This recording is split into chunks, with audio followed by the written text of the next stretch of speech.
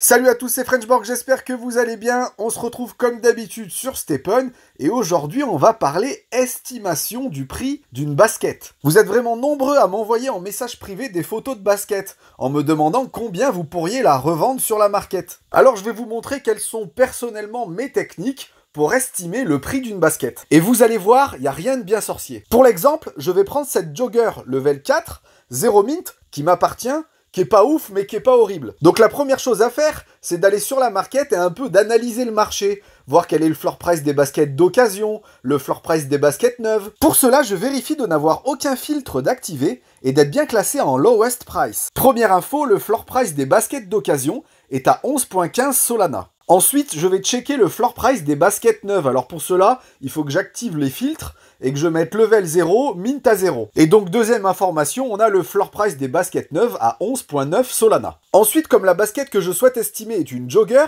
je vais faire exactement la même chose mais que pour les joggers. Je vais dans les filtres, je sélectionne jogger, je remets tous les levels, tous les mints, et on voit que j'ai un floor price de jogger d'occasion à 11.15 Solana. Même travail pour les joggers neuves, je vais dans les filtres, j'active jogger, j'enlève les levels, le mint, et on voit que j'ai un floor price des joggers neuves à 13 Solana. De retour sur la basket que je souhaite estimer, je vais maintenant m'en imprégner un peu plus, parce qu'il va falloir que j'aille trouver son sosie sur la market pour pouvoir estimer au mieux son prix. Donc c'est une jogger level 4 qui n'a jamais mint. Elle a 2 sockets de résilience, une socket de luck, une socket de confort, donc c'est une basket qui est plutôt axée confort. Au niveau de ses attributs, l'efficience on s'en fiche un peu puisque c'est une basket axée confort comme je viens de le dire. La luck est parfaite à 10 sur 10. Grosse faiblesse par contre sur l'attribut confort à 1.3, alors que je répète encore une fois, c'est une basket axée confort. C'est à mon avis le point noir de cette basket. Et la résilience est très correcte. Un atout de cette basket, c'est que les 16 points du level 4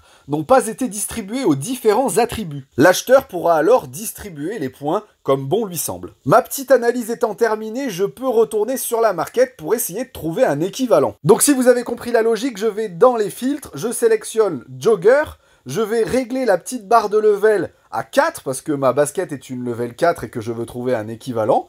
Et puis je m'assure que le show minting est à 0 puisque ma basket n'a jamais minté. Première info, le floor price des joggers level 4 0 mint est à 13.12 Solana. Cela veut dire que je ne vendrai pas ma basket en dessous de ce prix. À partir de maintenant, c'est ni plus ni moins que du checking de basket. Je vais faire les petites annonces une par une jusqu'à trouver une basket qui ressemble à peu près. Et quand enfin j'en trouve une qui ressemble, même si celle-ci est beaucoup mieux que la nôtre, je sais que mon prix va se trouver entre 16,88 et 13,12 le floor price des joggers level 4 0 mint. Il ne me reste plus qu'à retourner sur ma basket et d'aller la mettre en vente. Je vous conseille de commencer haut, d'être patient, et si vraiment après quelques heures, voire une journée, votre basket n'est toujours pas vendue, descendez petit à petit par palier le prix de votre basket. Voilà, cette vidéo est terminée, j'espère qu'elle vous aura plu. Comme d'habitude, n'hésitez pas à vous abonner, à activer la cloche et à mettre un petit like sur la vidéo. Vous pouvez également me suivre sur Twitter et Instagram @Frenchborg. Et moi, je vous dis à la prochaine.